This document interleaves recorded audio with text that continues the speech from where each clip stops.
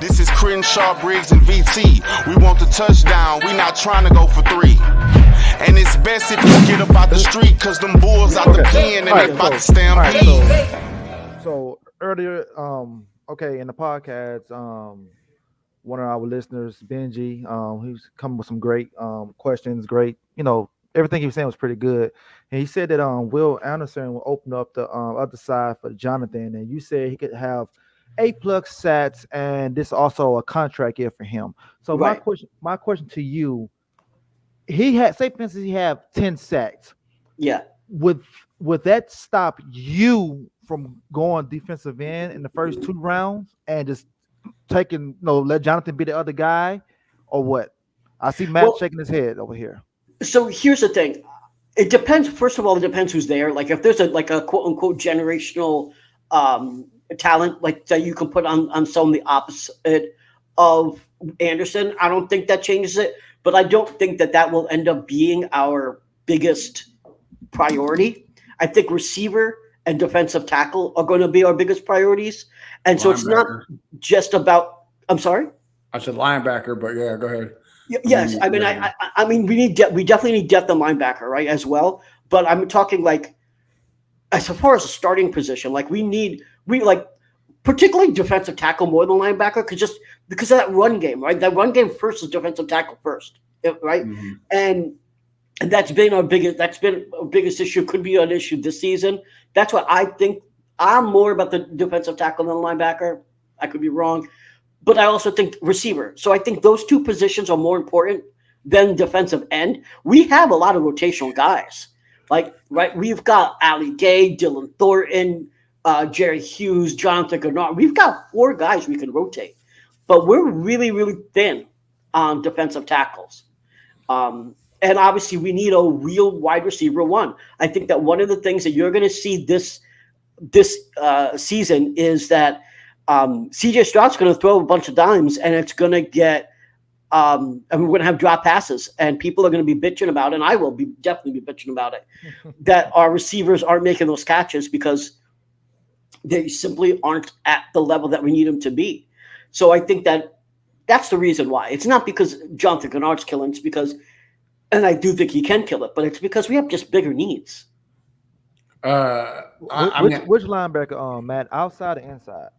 Oh, we need outside for sure. I mean, we got. I think we bring back Perryman, especially if he plays the whole. We need outside linebackers. That's where I love me some Kristen Harris and Henry Tutua, but I'm not real sure. I'm not real 100% sold on them. So if a guy can, either like you always say, Crenshaw, position battles, right? That makes or breaks you. So I don't mind that. But the whole Grenard thing, it all depends on where we fall, right? Like the bad thing about this year's draft is not as good as it was last year at positional positions. The quarterbacks, it's going to be a quarterback year this year. Yeah. We got Quinn Ewers, Caleb Williams, Bo Nix, Drake May. I mean, you go on and on. There's 5 guys. So what about Deion's son? You think he's gonna be like? I think he's one more year, isn't he? A top 100, one more year. I think he's one more. I think he's just a sophomore. I think Matt's right. I think it's another year. Damn, I thought he. So what he did at the Jackson don't count. Oh, I think he's just a sophomore. I think he's he's a sophomore, isn't he? I think so. I thought he was a. He could, but because I thought he did 2 with Jacksonville. Then this gonna be the one season with Colorado this year. I think it was 1-1, but I could be wrong. I could be wrong, but I think Matt's right. But if you're smart, right, you wouldn't go out this year because look at the high name, right. You shouldn't. Right. The biggest positions and receivers, right? Receivers are going to be great, but only like between 1 and 10, you're going to get some great players, and then in the 3rd round, that's where you're going to get the great players at receiver. So far, I mean, yes, it's way too early to figure out, but so far, and cornerbacks and safeties. Lots of corners, lots of them. Right. And the whole reason why we went at Will Anderson, because the edge piece wasn't there this year in this year's draft. So I think that's why we went after Will Anderson, because that spot's not going to be there. But I still think, like, again, if we fall, say the Browns have a decent year and we get the 23rd pick. If a good defensive end is there, I say take it. So these are linebackers. We're gonna have money. I mean, we're gonna overspend for guys, correct? I mean, everybody does every year. I mean, it's just the name of the game, right? Yeah, because unless your name's Chris Ballard, and the only thing you spend money on is a kicker. But yeah, because we and should cocaine. and cocaine, yeah. So we should win free agency next year. I'm just gonna name the top 10. All right, Daniel Hunter, Jerome Baker, Zadarius Smith, Leonard Floyd, Josh Allen, Rashard Gray. Calavian Chas. I don't know. Probably. He played for Jacksonville. Matt, you know this guy? Chase on, yeah. Yeah. Bud Dupree, Montoya Sweat. Out of those guys, who would you want on the team out of those guys? Sweat. I want Smith. You want Smith? Okay, so Zadarius Smith from Cleveland. Yes. So they probably can't afford him since Deshaun's contract is gonna be $6 to $8 million next year, and like VT said, this is the last year for those. So maybe is that why they? Why do you think they doing all this fucking the shit they doing? They getting all this cap space. What are they doing that for? What do y'all think they doing that shit for? They got like $38 million cap space right now. Like, what is the reason? Because of Deshaun. Well, I'm sorry, go ahead. Well, you talking about Cleveland, right? Yeah. Why they do all this damn cap space for? Well, probably because his contract is in so different many tiers, right? Like, each year is going to be different, affects their cap space in a different way. I think they front loaded it. Am I correct, VT? They backloaded it. So this year is $19 million. Next year is $63 million cap hit. Right. So while the year, because it makes it even more easier. So the years go on, the less cap space they're going to have.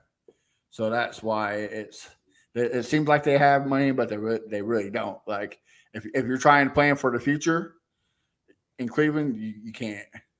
You're screwed by that contract. I think so. I think what Crenshaw's asking, right, is that they have $35 million. Why did they just free up another $3 million for this season, right? And I think the reason is because they believe that they have to go on a run this year because next year they have to cut everybody, right? Like, so Deshaun's cap space is $63 million, right? So I think they are seeing whether or not they could either make a trade or get someone in free agency that they could pay a ton of money, or anyone that's left. Basically, try to solidify any holes that they see after these preseason games. I think that's what they're trying to do. This is like their last stand. This is Custer's last stand, because after this year, they will lose too many dudes, and then basically, if they actually do not win the Super Bowl right now, I don't think they got a shot for the entire length of Deshaun's contract. It's very difficult to have to Deshaun, who's not even performing like he should perform, but have that cap hit at $63 million and not be able to restructure it and have everyone else that you want to have. It's just not happening.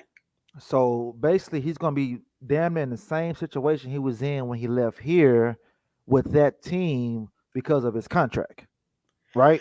Except for this year. Well, I'm talking about next year, because there's no free agent that's available that's going to make a difference for them to beat Kansas City, for them to beat Buffalo, for them to beat the Bengals, the Ravens. It's too many good teams in the AFC. So I'm not even much concerned about them. And you played in the AFC North. I mean, that's one of the toughest divisions. Toughest division. I mean, the Steelers ain't got no quarterback, but you still could pencil them in for 8 wins. Kenny Pickett. He's looking really good in preseason. He threw some touchdowns. And he had a decent year last year. I think he went on a run of like 7 touchdowns and 1 interception in the last, I think 8 games or something like that. I mean, that's not great, but that's not bad for Kenny Pickett. Listen, he has Garrett Wilson, right? Like, I'm sorry, Pickens, not Wilson. He has Pickens, and I think that the Pickens connection is insane. Core is low key on fire. Like Deontay Johnson and Pickens, and that tight end, and the tight end that I want, man. Yeah, right? For Freer Smith or whatever. Yeah, and the running back. And the running Naheem back. Harris, yeah. And then they got a still at the backup running spot in the draft. Like Tucker. No, Tucker went to Tampa Bay. But yeah, they got a still like. And then their defense is still going to be their defense as well. You know, you got all pro, you got all pro safety, you got all pro outside linebacker, defensive end. What is TJ Watt? Outside linebacker, defensive edge. end. He's just edge. Okay, yeah. So you still got him. So they're gonna make life hell. And you got Joey Porter Jr. Yeah, Joey Porter Jr. over there. A top 5. Great pickup too. I thought he was going to go way earlier. Right, and you're gonna play a tip on the show, right? Like you're gonna let me fall to the second round, like you know what I mean? His daddy gonna let him know what's up. So Matt, the only concern that I'm pretty sure VT is gonna have, and I think I might have the same concern with the guy. What's his name? Zadarius Smith. He will be 32 next year for free agency. What kind of contract would you give a 32-year-old? Same one that Caceres has been handing out. So 1 year? 1 year? Yeah. 1 or 2 years? Yeah. Look, I get free agency, but we got a lot of young guys. Like I said not Will Harris, but Christian Harris and Henry Tutua. They might not be it, but they might. They need veterans. And who's going to be the veteran? I mean, Perryman can't be done, but he plays Mike. You mean veteran, like not as a mentorship, like actually playing the position. Right. I mean, Perryman still can help them, but not the help they need. And so I think bringing him in for a 1 year kind of is that gap year, kind of like what we're doing with Rankins, right? That gap year help us with the youngins. Because from what I'm hearing, Lopez has learned a lot from Rankins. So Lopez is looking pretty decent. But that's what we need. We just need a gap year. And again, this year's draft class is not good at linebacker, but the next year might be. It's all on paper. It's going to be. I get everybody's, worriness about that game for Henry T. I get it, but honestly, I don't think it's something to worry about because, like VT said, he had no reason playing Mike. Yeah, we just trying maybe in the future, maybe. But right now, hell to the fucking no. Couldn't do it in college. Don't do it in the pros. But as a run stopper, on the Sam side, he's pretty great. Yeah, on the Sam side, he is just not at Mike. I mean, he can't cover. I mean, I think they did draft him as a potential Mike later on, and I think that's why they obviously want to put him in preseason. I thought they wanted to rotate as well, and so I understand why they did it. Like, I'm not saying like they should have tried in preseason. That's what fucking preseason's for. But it just showed how bad he is at Mike right now. I'm not speaking on what you're saying at all. I'm speaking on these stupid fans. I mean, I hear it. But it's just like my buddy Jason.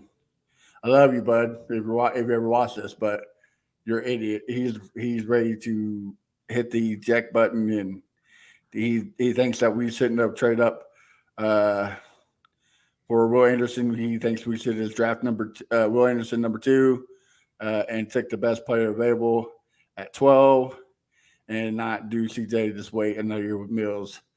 I said, man, there's plenty of people that believe that he's not alone. I get that. I get that, but who was it? D'Amico that said every day is 1% better. Yeah. I mean, you can see it. Last game was terrible. This year, this game is better. Like, and it's preseason. Like, you're not going to see everything you will in the real game. You're not going to see the play calls. You're not going to see. And his biggest thing is you got a defensive-minded head coach as a rookie. And a rookie OC calling plays is bad for a rookie quarterback. I get it. You might be right, but you don't know until you try. Well, let me say this, because I had that same concern. That's why I wanted Steichen, because he was he was offensive minded. But what I will say is that D'Amico Ryans actually learned the offense as a linebacker way before he even got into coaching. He learned the offense to be a better linebacker. Bobby Slowick learned the defense in order to be to be better on the offense. So it's not like these guys don't know the other side of the football. They know. So DeMeco Ryans knows a lot about the offense. He worked with Kyle Shanahan and he worked with Bobby Slowick in order to learn the other side to be a better defensive coordinator as well. Right. So it's not like, he's so defensive minded where he doesn't have any clue what's going on in the offense. So he is well-rounded. He knows what's going on.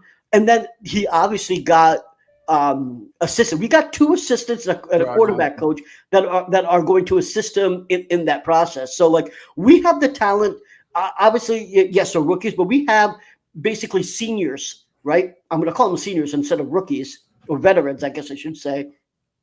They're going to help them, right? Bill Lazor, for example, we got him here for a reason, and that it's that help out play designs.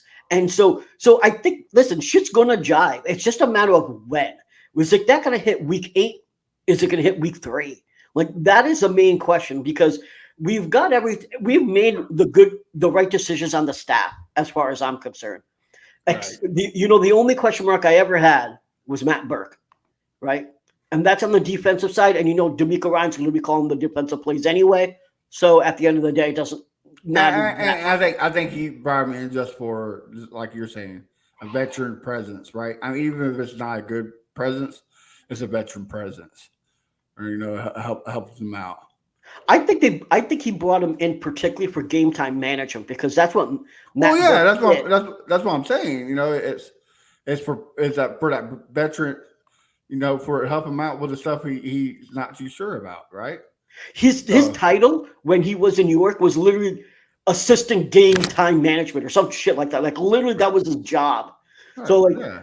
I think that even though he's not going to be a good play caller, and I don't think he ever will really call plays, like maybe here and there, but I think that he's also a good coach, though. So he's going to be a good coach. He's going to help DeMeco in game time management. DeMeco is going to call the defensive plays. He was my only question mark because I thought that if DeMeco thought that it was a bit overwhelming, I needed to pass those responsibilities onto someone, that I thought that he would have wanted someone that could pick up the play calling on the defensive side and not lose a beat.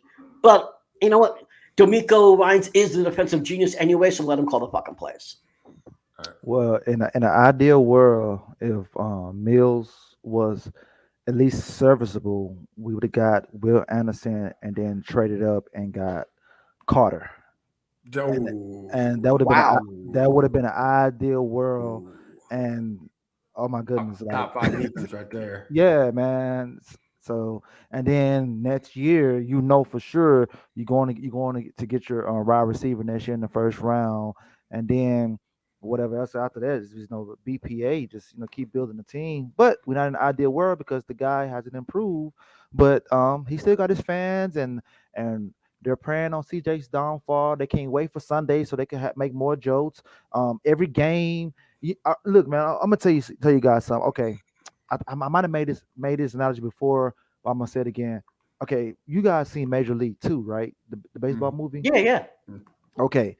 You remember okay. Well, the guy in the crowd, Johnny, right? He was in the crowd with some wild thing. Yeah.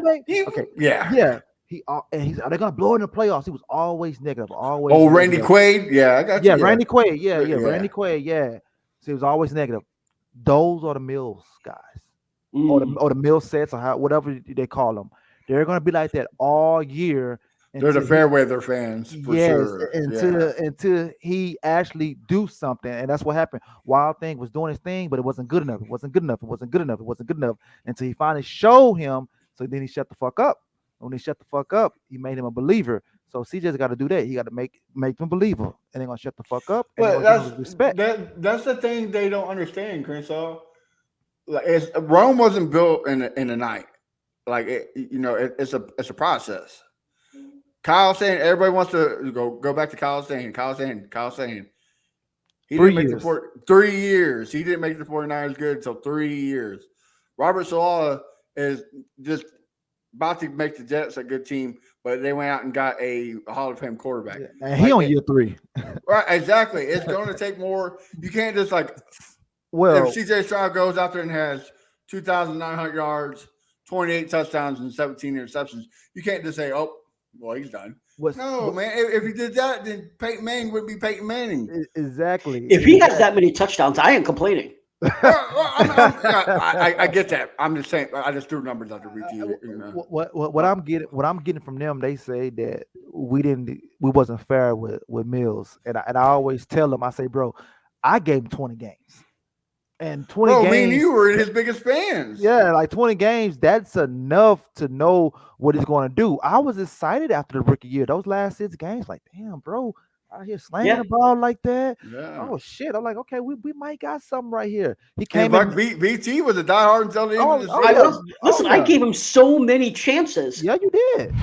We didn't talk about this on the show.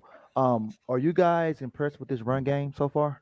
No, but I don't know if we've given them a chance though, because we've only gave Dameon Pierce like 4 carries last game. We had a total of what 26 carries all preseason. Like I don't even think it's been that much, honestly. Right. I think they know what they have in the run game, right? Like, I mean, in training camp, yeah, the blocking has been off. I've been seeing that, but other than that, I've seen that the run game has been looking good, especially with Singletary, right? So I think they know what they got, so they're not too worried about it. Okay. Also, remember that we don't have the line that we need to have right now, too. So, like, because of injuries and shit like that, right? So when Pierce has been out there, obviously Titus hasn't been out there.